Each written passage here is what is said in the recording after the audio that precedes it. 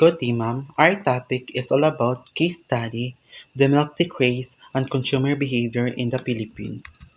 Our members, Grizo Cabando, Raquel James Bahion, Mary Rose Pahara, Alexa Jean Vicente, and Christine Shane Chong. Over the past years, milk tea has become one of the most popular drinks among Filipino consumers, especially students and young adults. Originating as a trendy drink, milk tea has developed into part of the daily routine for many due to its sweet taste, wide flavor, option, and the influence of social media. Its accessibility in most university and local shops has made it both a social activity and comfort drink. It explores how economic concepts such as demand, utility, and consumer choice affect milk tea consumption in the Philippines, and how lifestyle trends transforms a simple satisfaction into a perceived necessity. So, Part A, demand. Number 1. Why do students continue to demand milk tea even if it is not necessity? So, ang student is nag-continue siya to demand milk tea due to its taste, relative affordability compared to the other luxuries, and the strong influence of social media, which has made it a desirable and trendy beverage.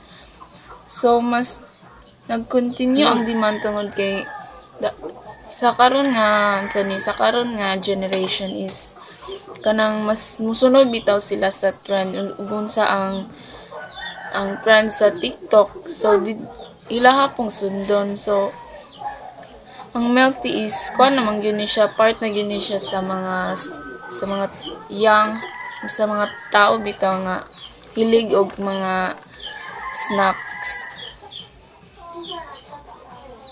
So compared sa kanang Starbucks, no, dili gid maka-afford ang mga students, mga young people nga makapalit sa Starbucks. So dito na lang sila sa affordable nga milk tea, like dira sa kanang Starbucks Don Macchiato. And the second question, what non-price factors influence milk tea consumption? Non-price factors include brand reputation, ingredient quality, the ability to customize sweetness and toppings, preference for fresh milk or fruit flavors, allowance size, and how often students purchase the drink. So kini is kuan. So example ani is kanang sa Don Macchiato. Sikat ang Don Macchiato. So and barato ra pud ang ilahang milk tea. So dito ga padulong mga students or mga tao nga gusto mag milk tea tungod kay affordable ra pud siya, and mas ay kanang ang ilang taste is kuan kayo kanang murag dili bitaw siya kuan sa price nila, kanang nami kayo siya, and ma-customize pod ang sweetness if gusto kag kanang dili kayo kanang tamis, pwede nila ma-customize. Number 3. Draw a demand curve to show what happens when the price of milk tea increases. When the price of milk tea increases, the quantity demand decreases, resulting in an upward movement along the demand curve, illustrating an inverse relationship between price and quantity. The graph shows the law of demand, where an increase in the price of milk tea leads to a decrease in quantity demand.